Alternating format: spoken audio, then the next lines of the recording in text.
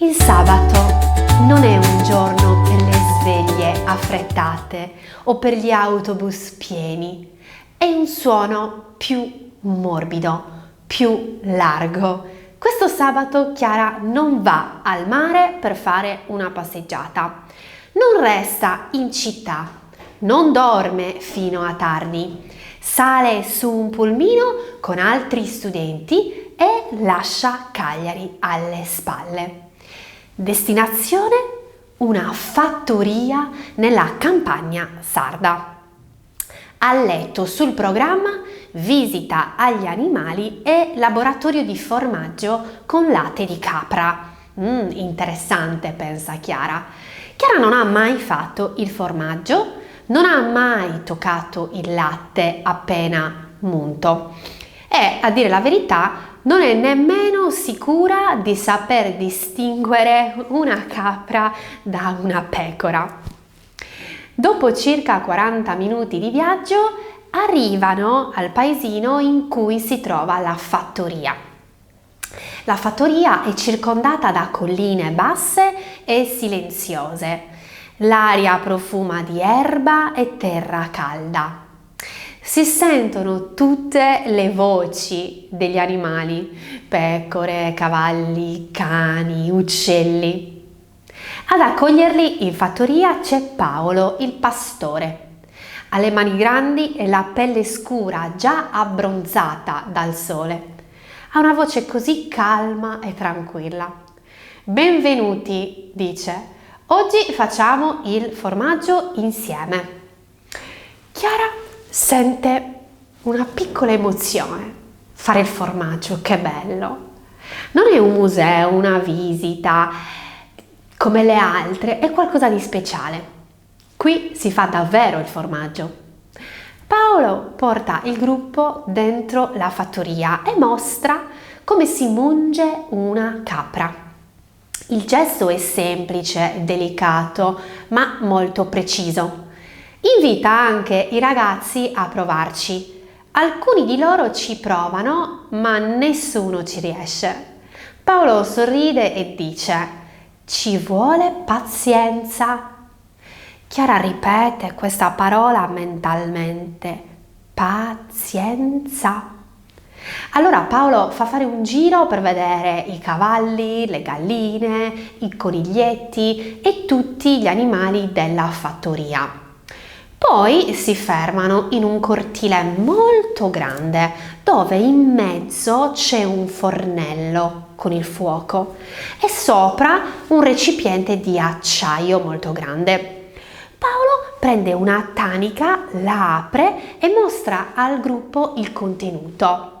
Questo latte lo munto dalle mie capre questa mattina. È ancora tiepido e ora vi faccio vedere come si fa il formaggio. Siete pronti? Il latte viene versato in una grande pentola e quando arriva alla temperatura di 37 gradi, Paolo aggiunge una sostanza che si chiama caglio e da lì spiega che bisogna aspettare che il liquido si separi dal solido. Chiara osserva il latte che si trasforma lentamente, dal liquido diventa sempre più denso.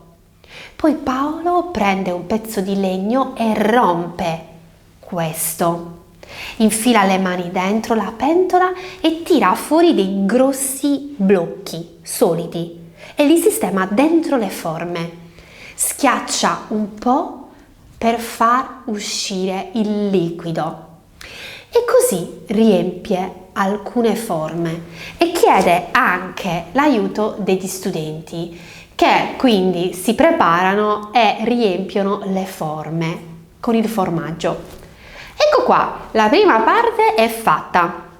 Ora bisognerà aspettare che si asciughi e tra qualche giorno metterò il sale per aiutare la stagionatura.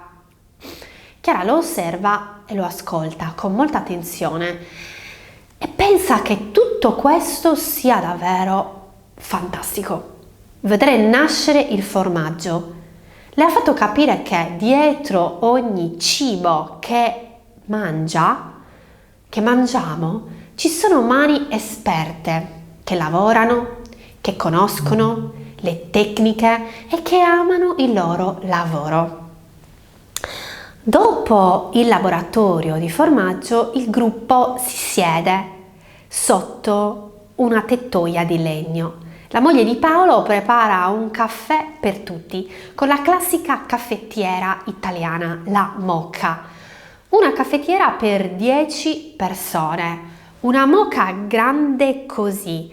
Chiara non pensava che esistesse una Moka di quelle dimensioni. È molto divertente solo guardarla. Poi offre loro del pane caldo, del formaggio appena fatto e accanto del miele. Formaggio con miele. Chiara pensa che non aveva mai visto un abbinamento simile, ma lo prova, lo assaggia con gusto. È delicato, leggermente caldo perché il formaggio è ancora caldo, ma è buonissimo e soprattutto il formaggio è fatto da loro. Oggi Chiara ha imparato parole nuove che sanno di campagna. Mungere, prendere il latte da un animale. Caglio, sostanza che fa diventare il latte formaggio. Pastore, una persona che si prende cura degli animali. Pazienza, capacità di aspettare senza arrabbiarsi. La sera, quando Chiara torna a casa, in un momento di tranquillità apre il suo quaderno rosso e scrive: il latte diventa formaggio con calma. Forse anch'io sto imparando l'italiano così, con calma, un po' alla volta. La fattoria ha insegnato a Chiara che imparare non è solo capire con la testa, ma fare con le mani. Nel prossimo episodio entrerà in un laboratorio diverso, quello del pane, dove la farina vola e le tradizioni delle feste prendono forma. E tu? Ricorda, chi non prova non impara mai. Un saluto e a presto da Carla.